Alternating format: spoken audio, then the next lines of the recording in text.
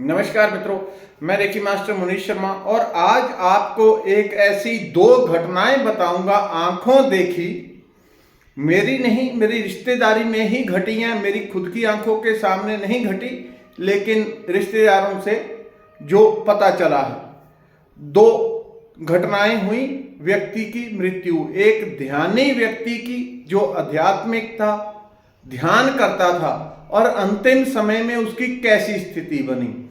दूसरी घटना जो बैलेंस लाइफ जिन्होंने जीवन जिया था लेकिन आध्यात्मिक नहीं थे, ज़्यादा क्या, थोड़ा बहुत 5-10 मिनट लगाने वाले ज़्यादा नहीं थे। तो दोनों की किस प्रकार से जीवन यात्रा समाप्त हुई और कितना अंतर होता है। एक घटना है दिल्ली की, हमारी रिश्तेदारी में ही है, थोड़ी दूर की रिश्तेदारी है। कभी कभी यहाँ पे भी आती थी हमारे पास, तो उतना पता नहीं चलता था कि ये किस प्रकार की कोई साधना करती हैं नहीं है। उन्होंने शो नहीं करते थे वो, तो साधक थोड़े ऐसे ही होते हैं, वो शो नहीं करते, जो काम करना है वो चुपचाप छुपा के ही करते हैं, जो सही साधक होगा। तो स्त्री उनकी लगभग जो आयु थी 70 वर्ष के करीब थी और ऐसा उनके साथ 2 बार हुआ। कुछ वर्ष पहले भी, 15 वर्ष पहले लगभग उनका एक मृत्यु योग बना, लेकिन वो अध्यात्म से जुड़े हुए थे तो जीने का एक गहरा संकल्प किया कि अभी मुझे और जीना है, मुझे ध्यान करने के लिए, भजन करने के लिए, अपनी चेतना को जानने के लिए और जीना है। इस प्रकार का एक गहरा संकल्प। तो लगभग मृत्यु की अवस्था में जा रही थी, लगभग पहुंच गई थी, लेकिन वो गहरा संकल्प किया क्योंकि आध्यात्मिक ऊर्जा तो भीतर थी, ध्यान करते थे लगातार। तो मृत्यु ने वहां से आखिरी स्टेज से लौटा दिया, वापस ठीक ठाक हो गए।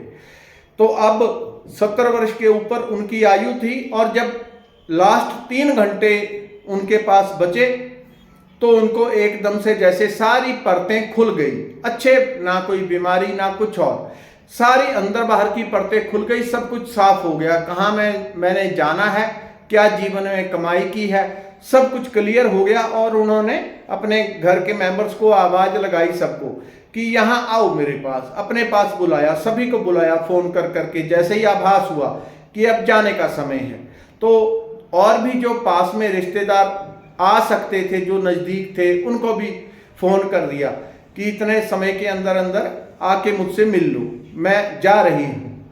सबसे थोड़ी थोड़ी बात करके उन्होंने, और जब रिश्तेदार आए, सब मिले, उन्होंने कहा आपको कोई स्वप्न आया होगा, भ्रम हो गया, आपको कुछ नहीं, डॉक्टर आपका बीपी भी सब कुछ ठीक बता रहा है, कुछ भी नहीं है आपको, क्योंकि घर के लोग घबरा गए। लेकिन वो ऐसे थे जैसे अभी उसका वर्णन नहीं कर सकता मैं, जैसे पता नहीं कितना उत्साह, उमंग, जोश, जैसे किसी का वर्षों का कोई सपना साकार हो जाए, इतना उत्साह भीतर, इतना प्रेम, रोए रोए से जैसे गंगा बह रही थी, एक शांति की, आनंद की, उमंग की। और अपने घर के मेंबर्स जब वो उदास से होने लगे तो उनके पास वहां पे बैठी थी और बड़े प्रेम से भर भर के एक एक को दोनों हाथों से लुटा लुटा के आशीर्वाद दे रही थी और इतनी प्रसन्न थी कि तुम लोगों ने मेरी बहुत सेवा की है, मेरा जीवन धन्य हो गया, जो मैं करने आई थी सो मैंने कर लिया और जो मैंने प्राप्त करना था वो भी मुझे मिल गया। अब मुझे अपने लोक में जाना है जहां पे ना कोई सुख है ना कोई दुख है, एक परमा आनंद की अवस्था रहती है। तो तुम लोग चिंता ना करो, मैं बहुत आनंद में हूं।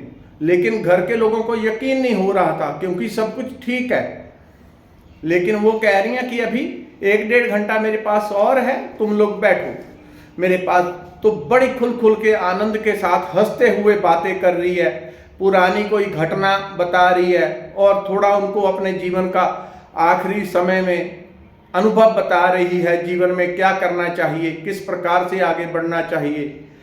तो फिर जब ये बात मुझे पता चली कि इस प्रकार, और जब लास्ट टाइम आया, बिल्कुल लास्ट टाइम, जब कुछ मिनट ही बाकी थे, तो अपने घर वालों से कहा कि मैं बेड के ऊपर शरीर नहीं छोड़ूंगी, यहाँ पे आप लोग बिछा दो, गंगा जल ले आओ, तुलसी पत्र। तो वहां पे एक नीचे एक दरी बिछा ली और उसके ऊपर आराम से गंगाजल डाल के, तुलसी पत्र डाल के बैठ गई अपनी ध्यान की अवस्था में। जैसे ही बैठी और थोड़ी देर में एक जोर की जैसे भीतर से आवाज हुई, कुछ भी नहीं, ना कोई बीमारी ना कुछ और, बिल्कुल अच्छी भली, बड़े आनंद के साथ, और सबको ऐसे प्रेम के साथ आशीर्वाद दिया, इतना लुटाया जैसे उनके अंदर कोई अनलिमिटेड खजाना खुल गया हो। सबको आशीर्वाद दे रही हैं, रिश्तेदारों से मिली, वो बैठे हुए हैं, तो वो देख रहे हैं कि मृत्यु कैसे होती है, हो भी रही है, इनको कोई भ्रम हो गया, ये बिल्कुल ठीक है, ये क्या करती जा रही हैं, लेकिन वो बड़े आनंद से बैठी हैं। और थोड़ी देर में एक आवाज आई भीतर से, चटक, और शरीर छोड़ दिया और लुढ़कते लुढ़कते एक तरफ लुढ़क गई। फिर जब मुझे पता चला कि ऐसे ऐसे हो गया, तो फिर मैं उनके घर वालों से बात करने लगा। मैंने कहा ऐसा हो नहीं सकता जब तक कोई व्यक्ति गहरे ध्यान से ना जुड़ा हो, अध्यात्म से, या तो वो पाठ पूजा करती हो, तो ऐसा भी उन्होंने कोई घर में विशेष मंदिर नहीं बनाया था जिससे ये आभास हो कि बहुत पाठ पूजा करती हैं। करती क्या थी? सिर्फ ध्यान। तो उन्होंने बताया कि ये इस तरह से ब्रह्म कुमारी जो सेंटर है वहां से जुड़ी हुई हैं और वहीं पे जाके ध्यान करती हैं। जब ध्यान करती हैं तो अपने कमरे में ही करती हैं, किसी को शो नहीं कभी होने देती।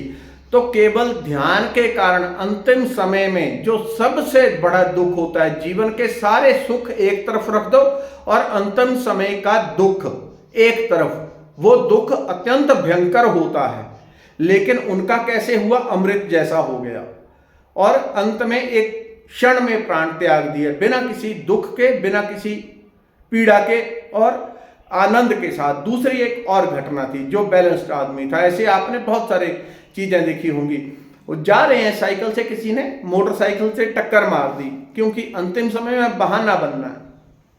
मोटरसाइकिल वालों ने टक्कर मार दी, तो पिछला उसका लेखा जोखा था, कोई मोटरसाइकिल पे भी एक लड़का था, वो मर गया और वो साइकिल से उठक के नीचे गिर गए, पीठ में चोट लगी, तो खड़े हुए, फिर दोबारा बैठ गए, चोट सी महसूस हुई, उठ के थोड़ा बहुत घूमे, साइकिल अपना साइड पे किया, उन्होंने साइकिल ही चलाते थे और कुछ नहीं।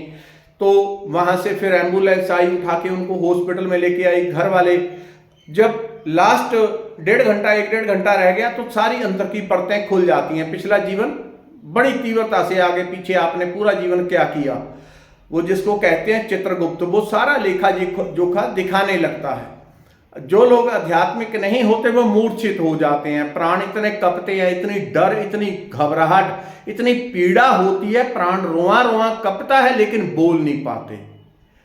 लेकिन वो जब लास्ट 1-1.5 घंटा रहा, घर वाले पहुंच गए, तो उन्होंने, डॉक्टरों ने चेकअप किया, उन्होंने कहा नहीं ठीक है, इनको थोड़ी चोट लगी है, लेकिन वो एकदम से बोलने लगे कि नहीं, मेरा समय पूरा हो गया है, अब मैं नहीं जी सकता।